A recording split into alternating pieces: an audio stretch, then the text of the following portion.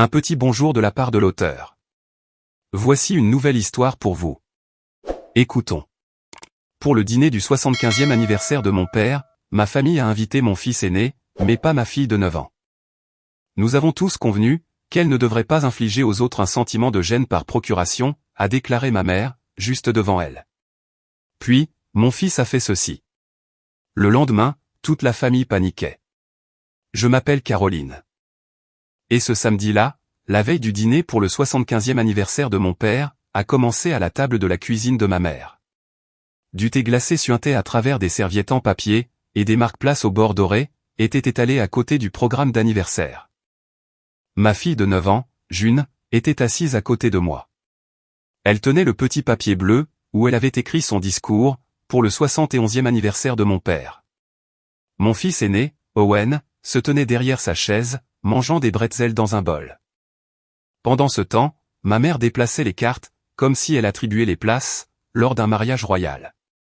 Brooklyn d'abord, puis Caleb, puis Owen, a-t-elle dit, en tapotant le nom de chaque petit enfant. Mon frère, Mark, était adossé au comptoir.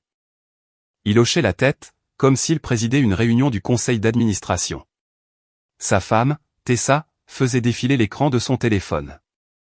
Et la fille de Mark, Brooklyn, n'arrêtait pas de chuchoter à son frère, Caleb. J'ai baissé les yeux, pour regarder le programme à nouveau. Le nom d'Owen y était. Celui de Brooklyn y était. Celui de Caleb y était. Mais celui de June, n'y figurait pas. J'ai attendu que ma mère glisse une dernière carte de la pile. Elle ne l'a pas fait. L'espace vide, à côté de ma fille, est devenu plus bruyant que n'importe quel mot. J'ai tendu le bras à travers la table, et j'ai soulevé le programme, avant que ma mère ne puisse le recouvrir avec le plan de table. Où est la carte de June, ai-je demandé. June a levé les yeux rapidement, puis s'est repliée, sur son discours plié. Ma mère n'a même pas scié. Elle a appuyé son crayon contre le nom de Brooklyn, et a déclaré, June n'assistera pas à la partie du dîner. Nous avons besoin que la soirée se déroule sans accroc. Derrière nous, Owen a cessé de mâcher. Mark a laissé échapper un petit rire. Le genre de rire que les gens utilisent, lorsqu'ils veulent que leur cruauté paraisse pragmatique. Allez, Caroline. Personne n'a envie de la regarder buter sur 4 mots, pendant que les amis importants de papa fixent leurs assiettes. Brooklyn a ricané, puis a couvert sa bouche. Caleb a regardé June, et a chuchoté, June. Ma mère a fait glisser la place invisible de June un peu plus loin, d'un seul doigt. Nous avons tous convenu qu'elle ne devrait pas infliger aux autres un sentiment de gêne par procuration, a-t-elle dit, juste devant mon enfant. Les épaules de June se sont recroquevillées. La pièce n'est pas devenue silencieuse. Les conversations ont continué, et cela a rendu les choses encore pires. June tenait ce papier d'anniversaire bleu, à 2 mains. Après que ma mère a prononcé ces mots, elle l'a plié une fois, puis encore une fois, et encore, jusqu'à ce que les coins s'enfoncent dans sa paume. J'ai posé ma main sur la sienne, mais elle l'a ramenée sur ses genoux, comme si elle avait fait quelque chose de mal. Est-ce que papa est au courant, ai-je demandé. Ma mère m'a enfin regardé, agacée que j'ai interrompu son organisation. Ton père est au golf. Il n'a pas besoin d'être dérangé avec de petits détails, avant le week-end de son anniversaire. Mark a ajouté, exactement. Papa veut passer une belle soirée, pas assister à une séance de thérapie. Owen a contourné la chaise de June, d'un pas lent et mesuré. Il a ramassé son propre marque-place de couleur crème. Celui qui portait son nom, tracé avec l'écriture soignée de ma mère. Donc, grand-père a demandé la présence de tous ses petits-enfants, a-t-il dit. Et vous en avez effacé un du programme? La bouche de ma mère s'est pincée. Owen, ne sois pas dramatique. Il a fixé le programme des discours, puis le papier froissé de June. Non, a-t-il répondu. Je pense que ce qui est dramatique, c'est de prétendre qu'il s'agit d'un simple plan de table. Ma mère a tendu la main vers la carte d'Owen, comme si elle pouvait encore réinitialiser ce moment. Tu parles après Caleb, et j'attends de toi, que tu sois respectueux. Owen ne la lui a pas donnée. Il a fait glisser la carte à travers la table, jusqu'à ce qu'elle heurte le programme. Ensuite, il a pris la carte de son propre discours, celle qu'il avait écrite au marqueur noir, et l'a déchirée, droit au milieu. Le bruit a claqué dans toute la cuisine. Tessa a enfin levé les yeux de son téléphone. Brooklyn a chuchoté, « Oh mon Dieu !» Ma mère s'est levée. Ne gâche pas l'anniversaire de ton grand-père, pour une histoire pareille. Owen a posé les deux moitiés de la carte, sur l'emplacement manquant de June. Si elle est embarrassante, a-t-il dit, alors, je suis embarrassant, moi aussi. June a émis un tout petit bruit. Pas un mot, mais plutôt comme une respiration saccadée. Mark a secoué la tête. Tu as 16 ans. Arrête de te comporter comme un gamin. Owen n'a pas bougé. Il a regardé Mark, puis ma mère, et a déclaré, au moins, les gamins ne votent pas, pour exclure des enfants de leur propre famille. C'est à ce moment-là, que la cuisine a cessé de faire semblant. J'ai pris le sac à dos de June sur la chaise, et j'ai glissé le papier bleu plié dans la poche avant que quiconque ne puisse le toucher. Nous partons, ai-je dit. Ma mère nous a suivis dans le couloir, ses talons claquant sur le sol, comme si elle courait après un serveur. Caroline, si tu pars maintenant, ne t'attends pas à ce que je répare le programme plus tard. J'ai ouvert la porte d'entrée. Il n'y a absolument rien de réparable, dans ce programme. Mark a crié depuis la cuisine, papa ne voudra pas de ce désordre à sa table. Souviens-toi de ça. Owen est sorti sur le porche en premier, et a attendu June. Elle avançait, comme si ses chaussures étaient remplies de sable mouillé. Ma mère a baissé la voix, s'adressant à moi, mais parlant assez fort pour que June entende. Tu lui rends la vie encore plus difficile, en prétendant que les gens auront toujours la patience de l'attendre. Owen s'est retourné si brusquement, que les planches du porche ont grincé. Grand-père attend, lui, a-t-il répondu. Le visage de ma mère a changé, devenant rapidement laid et dur. Ton grand-père ne comprend pas, à quel point c'est inconfortable pour tous les autres. J'ai fermé la porte, avant qu'Owen ne puisse répondre. Son dernier mot nous a poursuivis, à travers le bois. Dans la voiture, personne n'a parlé pendant le premier kilomètre. June était assise à l'arrière, serrant son sac à dos contre son ventre, et regardant fixement les érables, le long de la rue de ma mère. Owen était assis à côté d'elle. Sa carte de discours déchirée, était toujours serrée dans son poing, car il l'avait emportée dehors sans s'en rendre compte. J'ai gardé mes mains fermement sur le volant, et j'ai tourné au coin de la rue, pour m'éloigner de la maison, avant que ma mère ne puisse apparaître dans le rétroviseur. Tu n'es pas obligé d'y aller demain, lui ai-je dit. Owen m'a regardé, à travers le rétroviseur. Je sais, a chuchoté June. Je suis désolé. Le mot s'est brisé en plein milieu, et elle a serré les lèvres, comme si elle pouvait retenir le reste à l'intérieur. Owen a déplié la carte déchirée, et a laissé tomber les deux morceaux, dans le porte-gobelet. Tu n'as absolument rien fait de mal. Je pensais que mon fils avait simplement refusé d'y assister. Je pensais que c'était là, toute l'étendue de sa protestation. Je ne comprenais pas, qu'il avait déjà décidé de notre prochaine action. Dès le lendemain, toutes les personnes qui avaient ri dans cette cuisine, allaient nous appeler. Le bégaiement de June avait toujours fait partie de sa voix. Mais, l'hiver précédant cet anniversaire, il était devenu une blessure, sur laquelle les gens pouvaient appuyer. J'ai remarqué ce changement pour la première fois, après un cercle de lecture à l'école. J'étais arrivé en avance, et je l'avais trouvée assise sur le banc du couloir, devant sa classe, avec son livre fermé.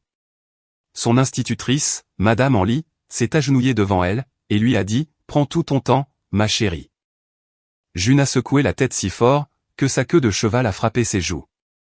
Plus tard, dans la voiture, elle m'a raconté que 3 camarades de classe s'étaient moqués d'elle, lorsqu'elle était restée bloquée, sur le mot « montagne ». Elle a essayé de le prononcer à nouveau pour moi, et n'y est pas parvenue. Elle a frappé son propre genou, furieuse, et profondément honteuse. Ce soir-là, j'ai signé les formulaires pour l'orthophoniste, sur le comptoir de notre cuisine, pendant qu'elle m'observait depuis les escaliers. Ensuite, 2 fois par semaine, elle s'entraînait à respirer par le ventre, à tapoter les mots avec ses doigts, et à recommencer depuis le début, lorsque les larmes lui montaient aux yeux. Mais elle continuait d'essayer, malgré tout. Et c'était exactement la partie de l'histoire, que ma mère ne mentionnait jamais. Owen est devenu le garde du corps officieux de June, sans jamais l'annoncer formellement. Un après-midi, je les ai entendus dans le salon, pendant que je rangeais les courses. June se tenait près de la table basse, lisant 3 phrases tirées d'un livre de la bibliothèque, tout en tapotant ses doigts contre son jean. Elle est restée bloquée sur le mot « magnifique » et la pause s'est éternisée. Owen était assis par terre, avec un paquet de chips ouvert à côté de lui, et il n'a pas essayé de combler ce silence. Lorsqu'elle a fermé les yeux très fort, il a simplement dit « Je suis toujours là ». Elle a réessayé. À la télévision, un personnage de dessin animé s'est mis à crier. Owen a coupé le son, sans détourner le regard de sa sœur. « Laissez-la terminer », a-t-il dit, même s'il n'y avait personne d'autre dans la pièce. June a laissé échapper un petit rire, gêné, mais visiblement soulagé. « Tu dis ça, comme s'il y avait une foule. » Il a haussé les épaules. Une foule d'entraînement. Puis, il a fait semblant de vérifier une montre imaginaire, de manière très exagérée. Bonne nouvelle. Mon emploi du temps m'indique que j'ai toute la journée. Elle a réussi à terminer sa phrase. Owen a jeté une chip en l'air, et a décrété que c'était une standing ovation. Mon père avait toujours été la personne, avec qui June se sentait le plus en sécurité pour parler. Le dimanche après-midi, il passait nous voir avec des courses, qu'il prétendait être des restes. Bien qu'il s'agisse toujours des céréales que June adorait, et des cornichons épicés qu'Owen préférait. Il s'asseyait à notre petite table de cuisine, avec son café, pendant que June lui racontait sa semaine à l'école. S'arrêtant et reprenant, à travers chaque phrase. Lorsqu'elle bloquait sur un mot, il ne détournait pas le regard. Il n'essayait pas de la secourir, de deviner le mot à sa place, ou de lui tapoter la main, comme si elle était fragile. Il se contentait d'attendre. Un après-midi, elle a essayé de lui parler d'un projet de science, impliquant des vers de farine. Et le mot « larve » l'a prise au piège, pendant près de 10 secondes. J'ai vu ses yeux se braquer sur moi, pris de panique. Mon père s'est adossé à sa chaise, et a dit « J'ai le temps ». Sans douceur exagérée, sans aucune pitié. Juste avec une absolue certitude. June a inspiré, a tapoté une fois sur la table, et a réussi à prononcer le mot. Mon père a hoché la tête, comme si elle venait de lui donner un tuyau en bourse. Excellent. Maintenant, explique-moi pourquoi quelqu'un garderait volontairement des verres, dans une salle de classe. Elle a souri de toutes ses dents, avant de lui répondre. C'était pour toutes ces raisons, que son discours d'anniversaire comptait autant. 3 semaines avant la fête, mon père a appelé pendant le dîner. Je l'ai mis sur haut-parleur, car June mangeait des spaghettis, et avait de la sauce plein le menton. J'ai une requête à formuler, a-t-il dit. Pour mon 71e anniversaire, je veux que chaque petit enfant dise un mot. Ça peut être drôle, sérieux, court, ou long. Je veux simplement vous entendre. Owen a demandé, est-ce que le mien peut faire seulement 2 mots? Mon père a répondu, uniquement, s'il s'agit de mots très précieux. June a gardé sa fourchette en suspens, à mi-chemin de sa bouche. Chaque petit enfant, a-t-elle demandé. Absolument tout le monde? Tout le monde, a-t-il confirmé. Elle avait l'air terrifiée. Mais, juste après l'appel, elle a sorti une feuille de papier bleu, du tiroir de bricolage. Pendant des jours, elle s'est entraînée au petit déjeuner, après ses séances d'orthophonie, et avant d'aller se coucher. Parfois, elle pleurait, parce que le mot « grand-père » restait coincé. Parfois, elle recommençait 5 fois de suite, mais elle refusait d'abandonner. C'est pour lui, me disait-elle. Elle ne cherchait pas à attirer l'attention. Elle essayait simplement, d'offrir son amour à voix haute. Ma mère, Marc, Brooklyn, et Caleb, avaient transformé le simple fait de parler, en une épreuve que June risquait d'échouer. Lors des dîners de famille, si June marquait une pause en demandant du ketchup, Brooklyn se figeait la bouche grande ouverte, pour faire rire Caleb. Marc, de son côté, lançait, crache le morceau, ma grande. Comme si l'impatience pouvait lui être d'une quelconque aide.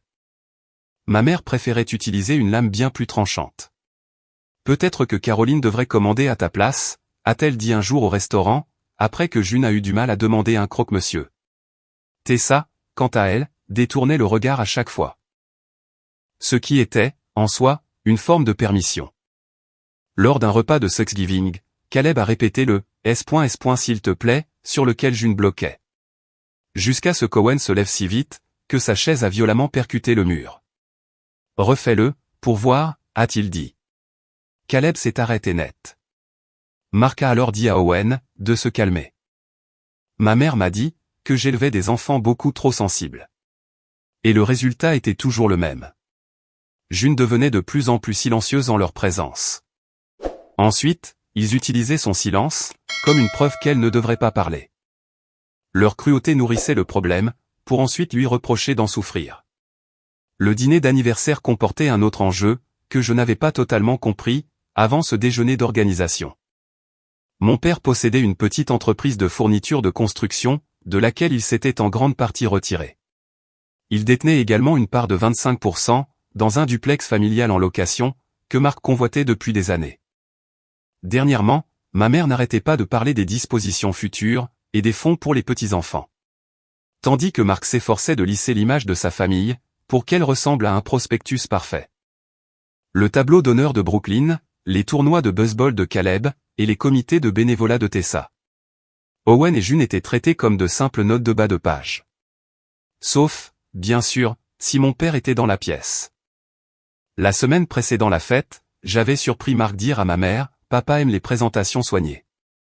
Ce dîner doit donner une impression de contrôle total. » Et ma mère avait répondu, « Ce sera le cas. » Je me souviens de June, debout dans le couloir, tenant le papier de son discours, pendant que Brooklyn répétait une blague, sur les vieux pantalons de golf de grand-père. Soudainement, June n'était plus seulement une enfant nerveuse, à leurs yeux. Elle était devenue un risque, pour leur mise en scène parfaite. Pire encore, elle était proche de l'homme, qu'ils essayaient d'impressionner. Et cela rendait sa voix, extrêmement dangereuse. Après avoir quitté la maison de ma mère, je suis passé 2 fois devant notre propre rue, avant même de m'en rendre compte. June n'arrêtait pas d'essayer de parler, depuis le siège arrière. Mais chaque phrase se brisait, avant même de se former. Je vais. Elle a dégluti, a fixé ses genoux, et a réessayé. Je vais. Owen s'est penché en avant. Ne dis pas que tu vas bien, si ce n'est pas le cas. Le feu de circulation est passé au rouge, et j'ai appuyé sur le frein, plus fort que je ne le voulais. Le visage de June s'est décomposé, mais elle n'a pas pleuré bruyamment. Elle a simplement chuchoté, peut-être que grand-mère a raison. Quelques mots. Ils ont fait bien plus de dégâts, que toute la dispute dans la cuisine. Parce qu'à présent, ils venaient directement de l'intérieur d'elle-même. Je me suis garé sur le parking d'une épicerie, et je me suis retourné sur mon siège. Non, elle n'a pas raison. June a frotté le pli de son papier bleu, à travers le tissu de son sac à dos. Les gens me regardent, a-t-elle dit. Ils attendent bizarrement. Je voulais rendre le monde plus bienveillant, en une seule phrase, tout en sachant pertinemment que je ne le pouvais pas. C'est alors qu'Owen a ouvert sa portière. Nous allons demander à grand-père, a-t-il dit. J'ai dit à Owen de remonter dans la voiture, parce que nous n'allions pas prendre de décision, sur un parking. Il est remonté, mais il n'a pas laissé tomber l'affaire pour autant. Grand-mère ne possède pas l'anniversaire de grand-père, a-t-il affirmé. L'oncle Marc ne possède pas non plus, le droit de décider qui compte comme membre de la famille. J'ai serré le volant de toutes mes forces. J'ai besoin de réfléchir. La voix d'Owen est restée basse, ce qui la rendait encore plus puissante. Non, maman. Ils ont eu le déjeuner, le programme, les places, les discours, et June n'a même pas eu le droit de poser la question. Nous n'avons pas besoin de la permission de grand-mère. Nous devons demander à la personne, dont c'est l'anniversaire. June nous a regardés tour à tour. Elle était effrayée par cette idée, tout en y étant irrésistiblement attirée. J'ai dit, votre grand-père est peut-être fatigué. Il ne veut peut-être pas de drame, juste avant demain. Owen a répondu, dans ce cas, je veux le regarder dans les yeux. Et je veux savoir, s'il pense vraiment qu'elle est embarrassante. Cette phrase a jeté un froid dans la voiture, bien plus glaçant que n'importe quel cri. J'ai vérifié l'heure. La partie de golf de mon père allait bientôt se terminer. Je me suis dirigé vers le club. Le parking du club de golf sentait l'herbe coupée et l'asphalte chaud. Je me suis garé près de l'entrée latérale, là où les voiturettes passaient sous un auvent vert. June est restée attachée, agrippée à son sac à dos. Pendant ce temps, Owen scrutait chaque homme portant un polo, comme s'il cherchait des preuves. Mon téléphone a vibré, avant même que je n'ouvre ma portière. C'était un message de Marc, sur la discussion de groupe familial. N'implique pas papa là-dedans. Demain est un jour important. Maman a travaillé trop dur pour ça. Puis, un autre message est arrivé de Tessa. Plus diplomate, mais tellement pire. Peut-être que June pourrait lui faire une carte privée, à la place. Cela fera moins de pression, pour tout le monde. Un troisième message de Marc est apparu, dans le but de clore définitivement la discussion. Papa est enfin prêt, à parler du duplex, et des comptes des enfants. Ne fais pas tout exploser, pour un simple discours. Owen l'a lu, par-dessus mon épaule. Voilà, a-t-il dit. C'est la deuxième raison. June a chuchoté, l'argent? J'ai verrouillé mon téléphone. L'insulte avait désormais une étiquette de prix. Mon père est sorti 10 minutes plus tard. Il tenait sa casquette de golf à la main, et avait une serviette sur l'épaule. Il a souri en nous voyant, puis s'est arrêté net, en voyant le visage de June. Que s'est-il passé, a-t-il demandé. J'ai ouvert la bouche, mais Owen s'est avancé. Il n'était pas impoli. Il en avait juste assez d'attendre. Grand-père, as-tu retiré l'invitation de June, pour ton dîner d'anniversaire? L'expression de mon père a changé si brusquement, que j'ai ressenti sa réponse, avant même qu'il ne parle. Quoi?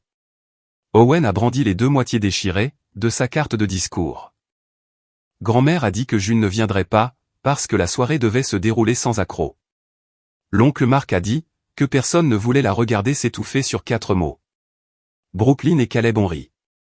Et grand-mère a dit, qu'ils étaient tous d'accord pour que June n'inflige pas aux autres. Un sentiment de gêne par procuration. Les mots sont tombés lourdement, un par un.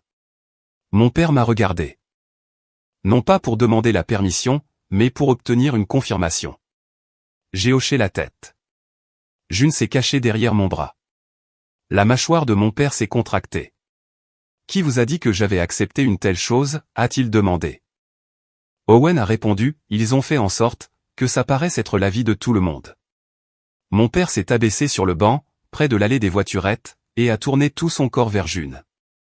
Il n'a pas appelé ma mère. Il n'a pas maudit Marc. Il a seulement regardé ma fille. June, a-t-il dit. Voulais-tu venir, demain?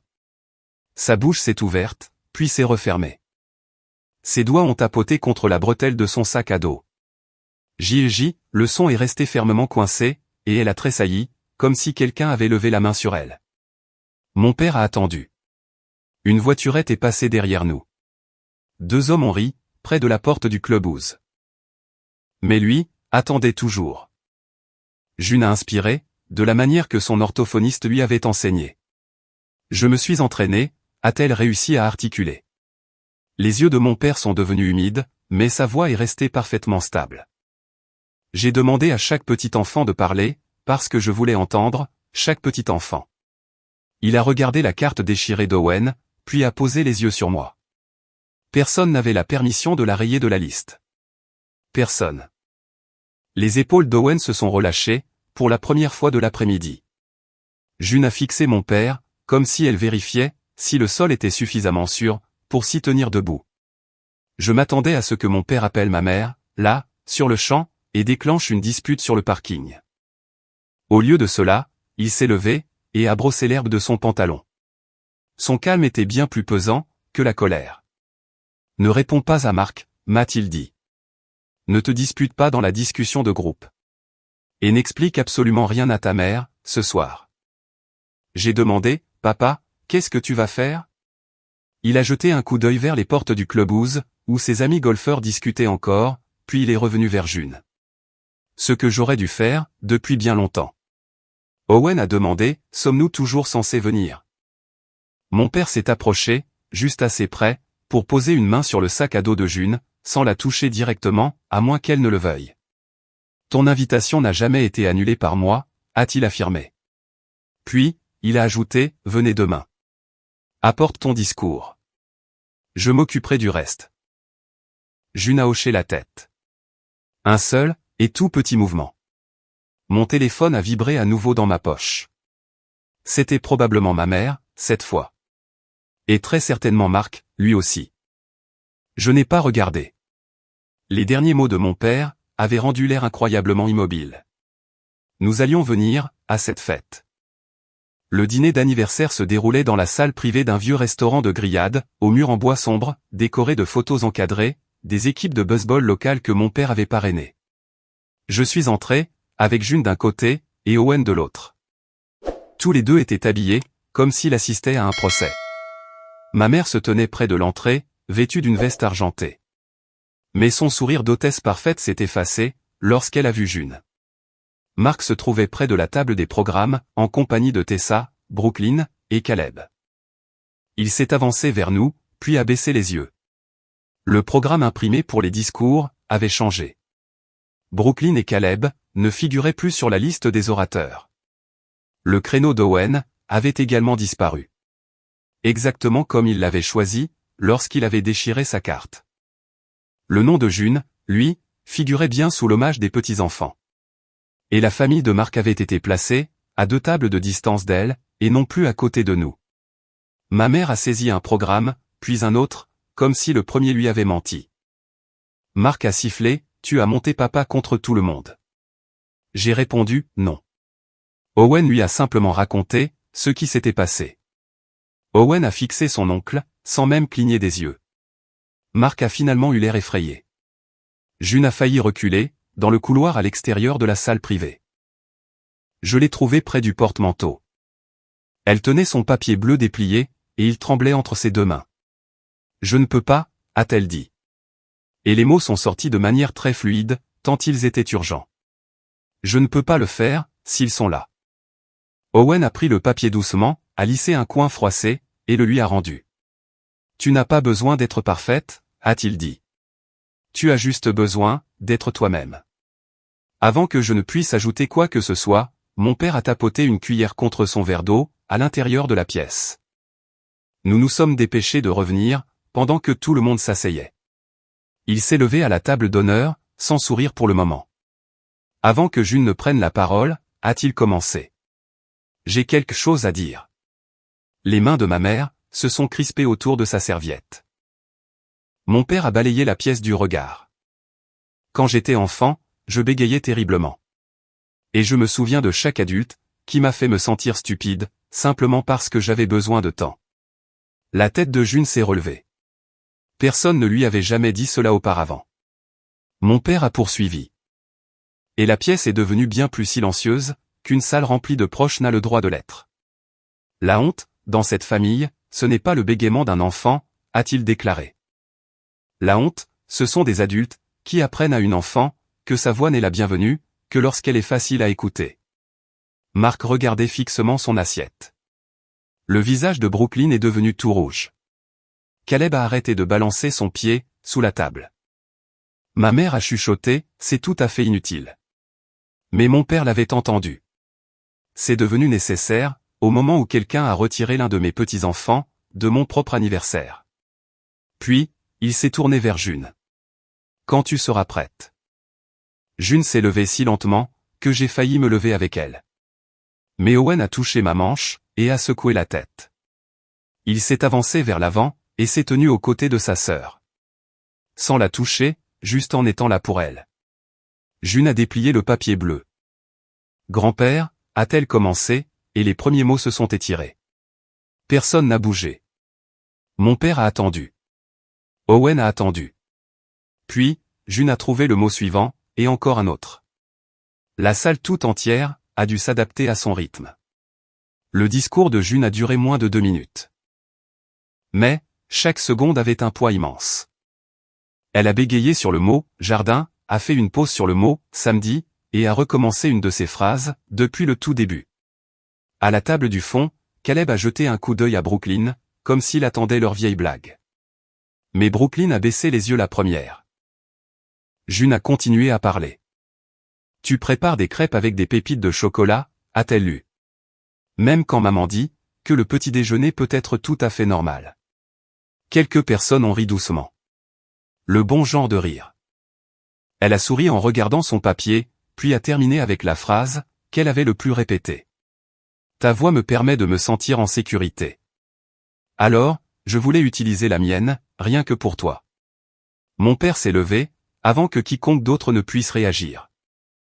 Il a traversé la pièce, et l'a serrée dans ses bras, comme si elle venait de transporter un fardeau très lourd, jusqu'à lui. Merci pour chaque mot, a-t-il murmuré, dans ses cheveux. Ensuite, il a regardé autour de la pièce, s'assurant que tout le monde entende bien la suite. Ta voix mérite que l'on prenne le temps de l'attendre. Ma mère s'est mise à pleurer. Mais, ce n'était pas la façon dont les gens pleurent, lorsqu'ils sont sincèrement désolés. Après que les assiettes à dessert ont été débarrassées, mon père s'est levé à nouveau. Il gardait une main, posée sur le dossier de la chaise de June. Je prévois de finaliser ce soir, quelques aides financières, et des dispositions immobilières futures, a-t-il annoncé. Marc s'est redressé si vite, que sa fourchette a heurté la table. Ma mère a chuchoté, Marc, pour le prévenir de ne surtout pas parler. Mon père a continué. Mais je ne récompenserai pas des adultes, qui ont essayé de réduire au silence, l'un de mes petits-enfants. Le visage de Marc s'est vidé de toute expression. Papa, tu ne peux pas tout changer, pour un seul commentaire. Un cousin, près du fond de la salle, a marmonné, ça fait beaucoup d'histoires, juste pour les sentiments d'une petite fille. Mon père a tourné la tête vers lui. Non. Il s'agit d'adultes, qui utilisent la cruauté, la honte, et l'argent, pour décider quels enfants méritent d'être écoutés. Tessa a tendu la main vers le poignet de Marc, mais il s'est dégagé. Nous voulions simplement protéger l'événement. Mon père a rétorqué, vous vouliez protéger vos intérêts. Le mot « intérêt » a frappé l'Assemblée, bien plus durement que le mot « argent ». Ma mère a de nouveau regardé la table des programmes. Comme si le contrôle de la situation pouvait encore s'y trouver. Mon père n'a pas annoncé de chiffres exacts, ce soir-là. Mais il a rendu les nouvelles règles très claires. Le fonds de chaque petit enfant serait désormais placé dans une fiducie protégée, gérée par l'intermédiaire de son avocat. C'est moi qui gérerai les fiducies, et les dépenses d'Owen et de June, en collaboration avec l'avocat. Ce ne serait ni ma mère, ni Marc, et cela ne dépendrait d'aucun vote familial. La bouche de ma mère s'est ouverte. J'étais censé aider à organiser cela. Mon père a répondu, tu ne géreras plus rien du tout, concernant l'argent, ou l'avenir des petits-enfants. Ensuite, il a regardé Marc. Le transfert de ma participation de 25% dans le duplex en location est suspendu. Et ce, jusqu'à ce que je constate un véritable changement. Marc a pâli, d'une manière que je n'avais jamais vue auparavant.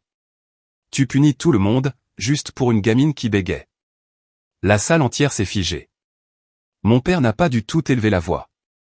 Cette phrase est exactement la raison pour laquelle ma décision est tout à fait définitive.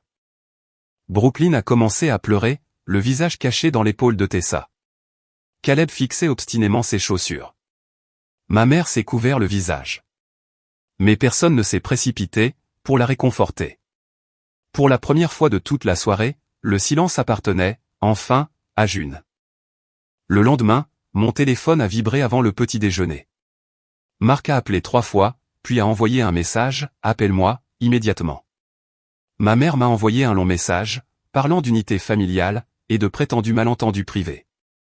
Mon père, lui, m'a envoyé une seule phrase.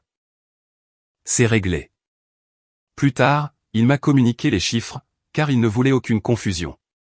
Chaque petit enfant recevrait une fiducie protégée de 75 000 €. June recevrait une somme supplémentaire de 40 000 €. Ceci, afin de payer ses séances d'orthophonie, des activités pour renforcer sa confiance, et tout ce qui pourrait l'aider à prendre sa place dans ce monde, sans jamais avoir à s'en excuser.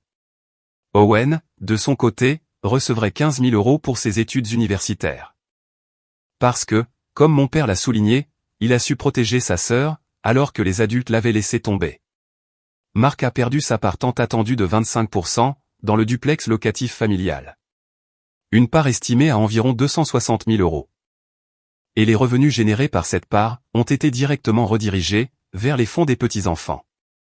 June n'a pas été miraculeusement guérie. Elle bégait encore. Mais aujourd'hui, lorsqu'un mot reste coincé, elle ne cherche plus à disparaître. Owen continue de dire, laissez-la terminer.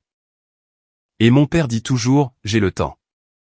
Ma famille pensait que la voix de June allait les embarrasser. Mais, en fin de compte, la seule chose embarrassante a été d'obliger tout le monde à entendre la vérité. Si vous aviez été à la place de Caroline, auriez-vous géré la situation de la même manière?